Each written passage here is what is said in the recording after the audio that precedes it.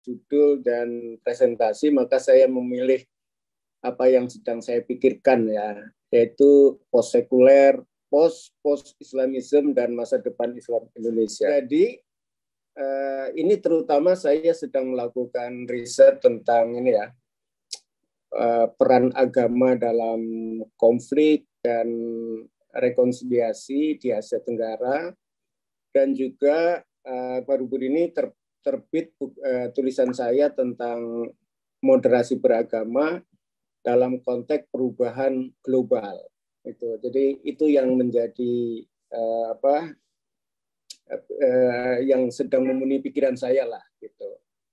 Nah, salah satu agenda besar perubahan katakanlah dunia atau global yang akhir-akhir ini saya kira banyak sekali publikasi ya tentang itu, yaitu tentang masuknya agama ke ruang publik dan kebijakan publik.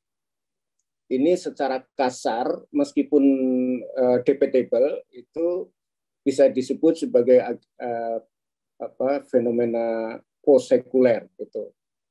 Jadi ada banyak tafsir ya tentang post-sekuler ini, tetapi salah satu tafsir yang bagi saya kontekstual di Indonesia lah katakan, atau dunia Islam pada umumnya adalah gejala masuknya agama ke ruang publik dan kebijakan publik. Ini menantang atau atau berhadapan dengan kebijakan mapan yang sudah lama di seluruh dunia secara global, yaitu sekularisme atau sekularisasi. Saya kira Indonesia meskipun secara konstitusi dan regulasi adalah negara yang di satu pihak berbasis pada sekularisme, tetapi di lain pihak mengakomodasi agama ke dalam sistem negara. Misalnya ada pasal di UUD 45 tentang agama.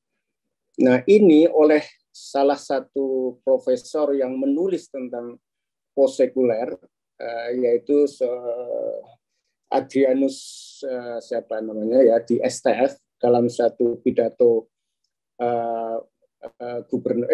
pidato profesornya menyebut bahkan sebelum post-sekuler itu dikenal, Indonesia itu sudah berbentuk post-sekuler gitu. Nah, kontroversinya adalah Habermas misalnya menyebut bahwa yang disebut post-sekuler adalah ketika masyarakat sudah mengalami puncak dari sekularisme, baru masuk ke post-sekuler. Tetapi oleh Adrianus, itu menyebut bahwa sekuler itu bukan etape, bukan proses kronologis, tapi substansi. Substansinya adalah ketika agama masuk ke ruang publik dalam satu sistem yang sekuler, maka itu disebut sebagai post-sekuler. Itu kira-kira. Nah, buku ini ya saya ingin menunjukkan bahwa oleh penulisnya William Cavanaugh, saya nggak tahu gimana caranya, menunjukkan bahwa sebenarnya agama yang ditempatkan sebagai sumber terbesar dari kekerasan yang kemudian dikeluarkan dari ruang publik, didesak ke ruang privat dalam sejarah sekulerisme, itu sebenarnya mitos gitu. Jadi ada proses mitosisasi di dalam pemikiran sekuler Barat bahwa agama sebagai sumber kekerasan. Saya kira buku ini sangat tajam dan sangat menarik karena dilacak mulai dari filosofinya, mulai kemudian gerakannya dan pemikiran-pemikiran sekuler pada umumnya ya. Jadi ada mitosisasi agama sebagai biang kekerasan. Dan dalam fenomena sekarang ini, agama punya kekuatan sebenarnya dalam di ruang publik. Jadi idealisasi dari sekularisme yang ingin menghapuskan agama dari ruang publik, itu sebenarnya mitos juga pada akhirnya. Tidak ada yang bisa melakukan dan bisa membuktikan bahwa agama telah musnah, telah habis, atau setidaknya di ruang publik ketika ilmu pengetahuan dan teknologi sudah mapan. Justru gejalanya adalah makin kuat, termasuk di Barat sendiri. Ya. Salah satunya tentu saja karena migrasi, imigran yang besar di Eropa. Ya. Di Eropa, di Amerika, Kanada, di Australia, dan lain sebagainya. Itu menyebabkan ruang publik menjadi tidak steril terhadap agama. Tetapi yang membuat ketidaksterilan itu bukan hanya oleh imigran, tapi oleh kulit putih native sendiri, yang tentu saja bentuk agamanya berbeda dengan agama para imigran. Dan disinilah tempatnya di mana kita harus melakukan kontekstualisasi. Apa gejala postsekuler di dunia Islam, kira-kira gitu. Apakah ada sesuatu yang gejala yang sama, dan apakah bentuknya berbeda, dan lain sebagainya. Jadi kalau kita bicara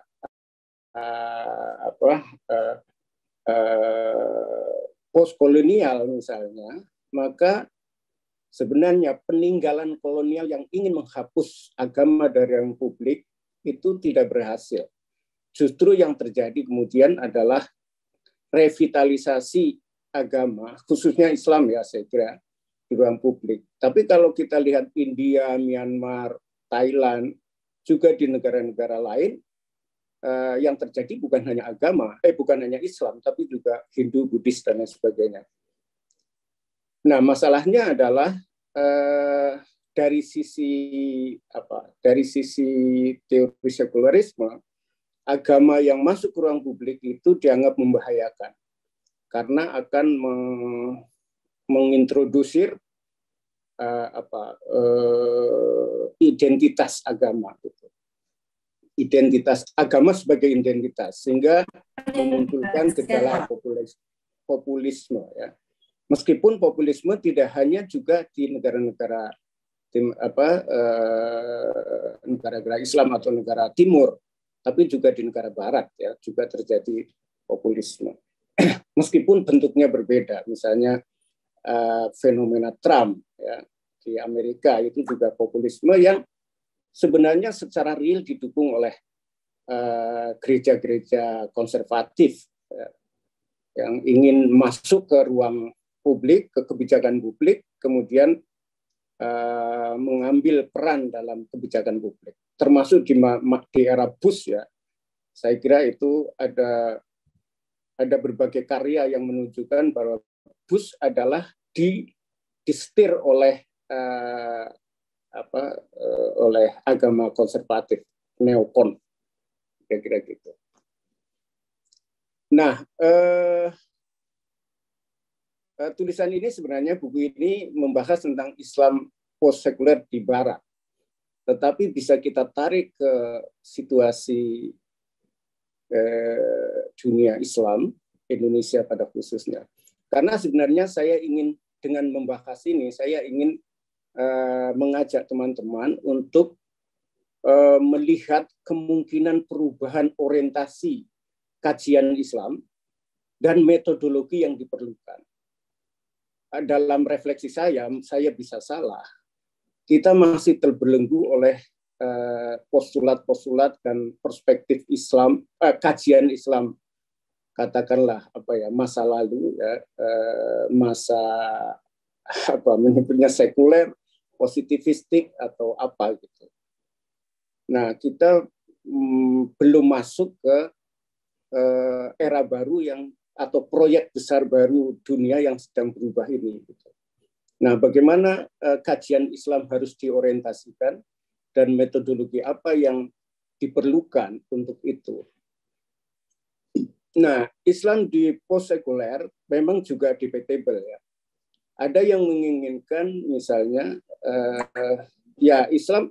agama Islam masuk ke ruang publik oke-oke saja, tapi harus disekularisasi terlebih dahulu. Istilah-istilah yang Islam itu harus di public reason-kan dulu gitu. Ya itu memang salah satu yang wajar ya. Jadi kita tidak bisa memaksakan dalam prinsip demokrasi dan human rights, kita tidak bisa memaksakan satu arti khusus yang dimiliki oleh kelompok secara eksklusif. Betapapun misalnya dalam multikulturalisme.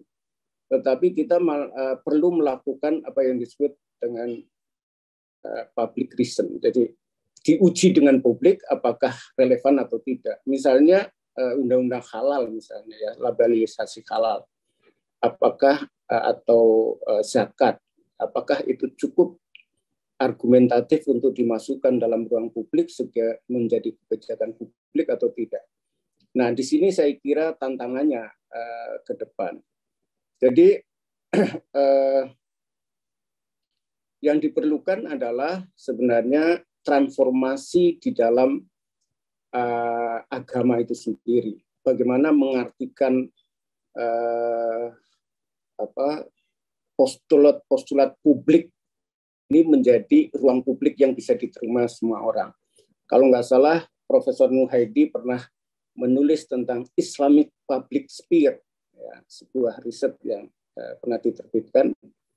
Yang buku ini membahas tentang bagaimana postulat-postulat Islam yang khas Islam diperdebatkan di ruang publik, lalu seperti zakat, halal dan lain-lain, lalu sebagian diserap ke dalam public sphere dan juga bahkan policy, ya, public policy atau undang-undang dan lain sebagainya. Nah, saya kira sekarang ini sebagian, kalau tidak dikatakan sebagian besar dari karya-karya penelitian terhadap gejala Islam itu masih dilihat dari perspektif sekuler dalam tanda petik. Jadi masuknya elemen-elemen Islam ke ranah publik itu dianggap sebagai membahayakan demokrasi. Ini untuk kasarnya ya, kalau saya baca. Baru-baru ini terbit, boleh dibilang ini bukan produk dari institusi Islam, tapi ini juga menunjukkan arus besar yang masih mapan di kalangan riset-riset Islam, yaitu dari Setara Institute misalnya ya. Baru-baru ini saya kira seminggu atau 2 minggu yang lalu mereka merilis salah satu yang atau 1-2 isu yang penting untuk kita bahas barangkali adalah dia menemukan bahwa sebagian besar, kalau nggak salah 60%, kurang sedikit atau lebih sedikit, menyetujui berlakukannya syariat Islam. Dan oleh penelitian ini, persetujuan terhadap berlakunya syariat Islam dianggap sebagai anti toleran. Ini bagi saya satu perspektif yang kurang mapan ya, kurang objektif gitu. Jadi ada semacam desain riset yang memang untuk mengatakan bahwa syariat Islam itu intoleran gitu. Padahal bagi saya paling tidak, justru syariat Islam itu mewajibkan untuk toleran. Gitu. Jadi ada kontradiksi yang sangat besar. Dan ini saya kira bukan hanya dalam metodologi, tapi dalam perspektif. Bagaimana kita melihat gejala masuknya elemen agama ke ruang publik. Jadi misalnya tidak ditanyakan apa sih persepsi anak SMA ini tentang syariat Islam. Kalau riset ini atau polling ini dilakukan di pesantren, saya yakin mungkin lebih dari 90%, bahkan mungkin 100%. Saya pun kalau ditanya apakah Anda setuju dengan implementasi syariat Islam, ya saya pasti setuju. Karena yang saya persepsikan syariat Islam itu adalah satu syariat atau syariat Islam yang melindungi minoritas, yang demokratis, yang Pancasilais dan lain-lain. Jadi saya kira ada problematik yang sangat besar dalam perspektif bagaimana kita melihat gejala Islam ini. kita masih berdiri di tataran konvensional. Ya. Nah, ada berbagai riset saya kira yang menunjukkan adanya perubahan cukup radikal atas apa namanya? Ya Allah, kalau lupa istilahnya. Jadi begini, dari dulu apa sih? Dulu itu Indonesia didominasi oleh kalangan abangan. Ya, saya kira sampai tahun 80-an. Saya kira kita bisa baca karyanya Hefner, karyanya Wycliffe, karyanya Martin Brennissen, dan lain-lain, para penulis terkenal atau tersohor tentang Indonesia. Jadi ada perubahan demografi, maksud saya ingin mengatakan perubahan demografi. Dari abangan ke putihan. Wycliffe dalam bukunya Islamization and its Opponent itu mendefinisikan abangan sebagai bukan berarti abangan itu tidak beragama dan tidak anti agama, tapi mereka juga bisa beragama dan bahkan bisa sangat taat beragama. Tetapi cara berpikirnya adalah individualistik dan liberalistik. Gitu. Jadi menyerupai sekuler, semacam tradisi Barat. Sedangkan putihan adalah sebaliknya, yang berpikir tentang kolektif dan menyetujui agama masuk ke ruang publik. Kalau yang abangan tidak. Gitu. Nah, sejak saya kira 80-an sampai 2000 sampai sekarang terjadi perubahan yang cukup drastis di mana putihan mendominasi demografi dan politik Indonesia. Nah, akibatnya adalah terjadi perubahan tadi, ya, perubahan cara berpikir, cara berperilaku, dan cara bernegara, yaitu kolektivisme dan menyetujui masuknya elemen agama ke ruang publik dan ke polisi publik. Nah, disinilah tempatnya di mana kita mesti, menurut saya, ini berpikir bahwa dalam istilah akademik, proses itu lebih pada awalnya lebih dikarakteristiki oleh apa yang disebut sebagai post-Islamism, yaitu sebuah gerakan Islam. Ini sebenarnya post-Islamism itu mensifati kelompok-kelompok Islam yang terutama di Barat, ya, yaitu kelompok yang semula menginginkan berdirinya negara Islam, tapi kemudian mengubah menjadi masyarakat Islam. Jadi negara berbasis syariah itu tidak penting lagi, tapi yang penting adalah masyarakat Islam. Oleh karena itu, Islam di Barat sebagian itu mengidentifikasinya sebagai masyarakat Muslim Barat, atau menginginkan bangsa di mana dia tinggal itu beridentitas Islam, termasuk orang Indonesia yang post-Islamis itu adalah menginginkan identitas negara Indonesia ini adalah identitas Islam. Itu yang mensifati, saya kira, yang dominan dari putihan yang sedang berproses. Nah, tetapi post-Islamism itu saya kira mengalami jalan buntu, ya. Jadi tidak bisa lagi bergerak kemana. Di negara Indonesia mungkin agak bisa lebih bergerak karena negara sendiri tidak berbasis pada ideologi Islam. Tetapi di negara-negara mayoritas Muslim yang negaranya sendiri berbasis Islam, mereka tidak bisa bergerak lagi. Malaysia, Brunei, Mesir, itu semua terjebak pada identitas Islam, atau yang seolah-olah negara itu ingin menunjukkan identitas Islam. Jadi riset-riset yang mengatakan bahwa Indonesia banyak terjadi kekerasan agama terhadap minoritas Syiah, Ahmadiyah, dan lain-lain, justru karena Indonesia demokratis, membuka mereka untuk eksis, bergulat bersama dengan mayoritas. Di Malaysia mungkin tidak terjadi kekerasan karena sebelum lahir itu sudah dibunuh. Jadi Ahmadiyah, Syiah itu dilarang ada. Meskipun secara formal, secara informal mereka mungkin masih ada, tetapi secara formal tidak bisa. Jadi di Brunei, kalau kita membaca konstitusi Brunei, kita akan mengenali bahwa Brunei yang menjadi warga negara Brunei itu adalah Islam Syafi'i.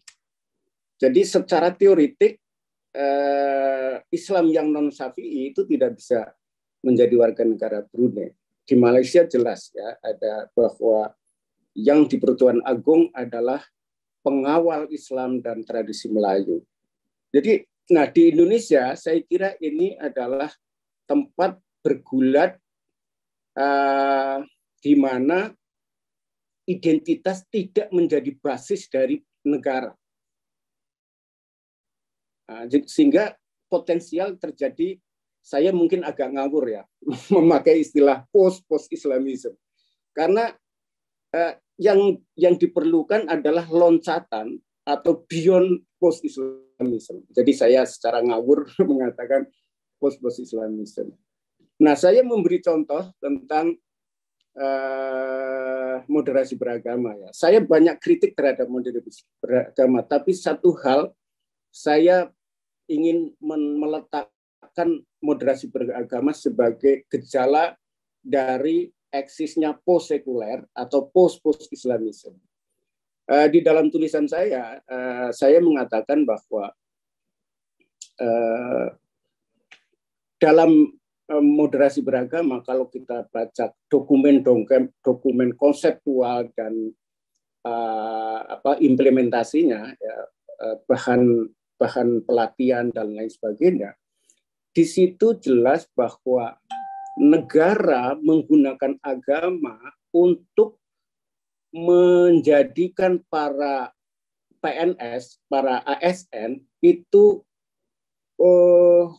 melayani publik dengan tanpa diskriminasi. Di negara-negara lain, agama hampir pasti dipakai untuk memperkuat identitas agama. Silahkan disebut di mana ya, terutama di Islam. Tapi di Indonesia dalam moderasi beragama justru sebaliknya.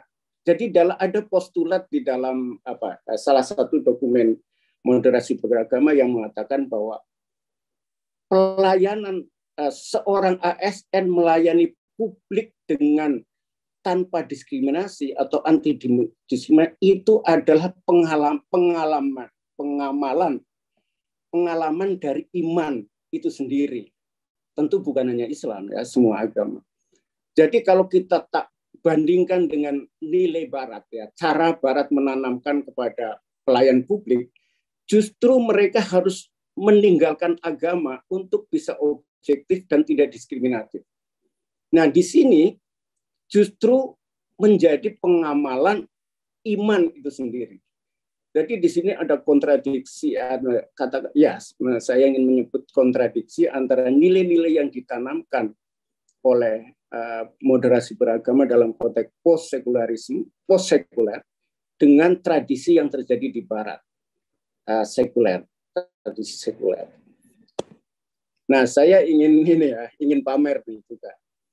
Nah, ketika saya menulis disertasi ini, saya memang berniat ingin melihat gejala sosial dalam hal ini konflik dari perspektif Islam. Kalau boleh saya melakukan kritik diri dengan teman-teman juga di UIN, juga di PTKI, kita lebih banyak atau bahkan lebih fokus bahwa yang kita lihat konflik adalah konflik agama. Jadi seolah-olah bidang kita keseluruhan dari PTKI itu adalah meneliti tentang konflik agama. Kalau yang bukan konflik agama itu mesti kalau ya mesti tidak dilihat gitu. Nah, saya di sini ingin melihat konflik Papua dan Aceh. Konflik Papua Aceh itu bukan konflik agama, konflik nasionalisme dan konflik militer.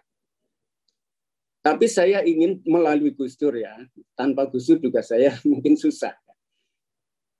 Ketokohan Gus Dur adalah representasi dari Islam. Islam tertentu lah, bukan Islam karena banyak juga yang berbeda pendapat dengan Gus Dur. Tapi bagi saya, Gus Dur adalah representasi dari sebuah perspektif Islam tertentu untuk melihat konflik yang non-konflik agama. Dan hasilnya adalah bahwa Gus Dur sebagai representasi Islam menawarkan solusi yang bagi saya universal. Yang pertama adalah memperkenalkan kesetaraan warga negara. Orang GAM dan OPM terutama dalam pemerintahan sebelum Gus Dur itu dianggap di luar bangsa Indonesia, karena itu harus diberantas, harus dibunuh, dan tidak boleh diakui, bahkan tidak boleh diajak bicara. Konsekuensi dari itu adalah bahwa semua orang Aceh dan semua orang Papua dianggap bagian dari GAM dan OPM, kecuali mereka yang menunjukkan atau yang terbukti tidak. Kemudian Gus Dur membalik perspektif ini dan menempatkan semua orang Papua, OPM, GAM adalah bangsa Indonesia. Kesalahan bukan ada di mereka, tapi kesalahan ada pada negara yang tidak melayani mereka secara adil. Konsekuensinya adalah negara harus berbuat adil. Yang kedua, ini saya singkat ya. Yang kedua, apa yang disebut dengan recognize. Setelah dianggap warga negara, kemudian diletakkan sejajar antara etnis kelompok lain, yang dengan memberikan keleluasan untuk mengekspresikan tradisi mereka. Jadi semacam multikulturalisme gitu. Jadi kewarganegaraan multikultural. Nah, jadi dengan begitu Gus Dur telah mengangkat Papua, OPM dan lain-lain dalam kadar kesetaraan kemanusiaan dan kewarganegaraan. Nah, yang ketiga adalah institusionalisasi dari tadi itu, dari kesetaraan dan recognize tadi, yaitu dengan membuat undang-undang undang-undang Otsus. Undang-undang Otsus kalau kita baca itu luar biasa ya, memberikan mereka institusi yang menampung tradisi. MRP, Majelis Rakyat Papua, itu adalah institusi negara yang dibuat khusus di undang-undang ini, yang niatnya semula adalah untuk menampung tradisi kepemimpinan Papua yang informal. Jadi kalau yang formal udah masuk DPR, sudah masuk birokrasi, udah masuk partai dan lain-lain, lalu dibikin MRP. Itu untuk menampung para pemimpin etnik, pemimpin agama, dan perempuan, dan seterusnya. Sayangnya tidak semua elemen di dalam undang-undang itu kemudian diimplementasikan karena Gus Dur sudah keburu dijatuhkan. Misalnya KKR ya, Komisi Kebenaran dan Rekonsiliasi, itu pada akhirnya di atas desakan para politisi, militer, dan lain-lain kemudian dihapuskan oleh MK, yang seharusnya undang-undang KKR itu untuk implementasi, salah satunya untuk implementasi Otsus ini, karena di dalam Otsus itu harus ada KKR, juga hukum adat dan lain sebagainya. Jadi menurut saya kita memang harus diskusi lebih banyak tentang perspektif kita tentang perubahan Islam. Di Indonesia ada perubahan demografi dari abangan dan keputihan. Kalau di Barat itu ada arus baru imigran yang harus diakomodasi juga. Kalau bicara tentang Barat lebih lebih mendalam saya kira-kira. Ada pergulatan yang sangat keras dan dalam di Barat, bagaimana Barat yang pada dasarnya individualistik dan sekularistik, kemudian pelan-pelan mengakomodasi tradisi Islam yang kolektivis, ya, dan agama publik tadi. Nah, kita pada dasarnya adalah agama publik, tapi oleh kolonial pernah disekularisasi secara paksa, dan sekarang terjadi revitalisasi publik Islamic public sphere gitu kira-kira, atau kebijakan publik, sehingga mengharuskan kita untuk membangun orientasi baru, mungkin tidak baru-baru amat karena prosesnya sudah terjadi, yang berimplikasi juga pada metodologi ini. Mungkin itu, Mas. Terima kasih. Mohon maaf jika ini moga-moga mengundang diskusi.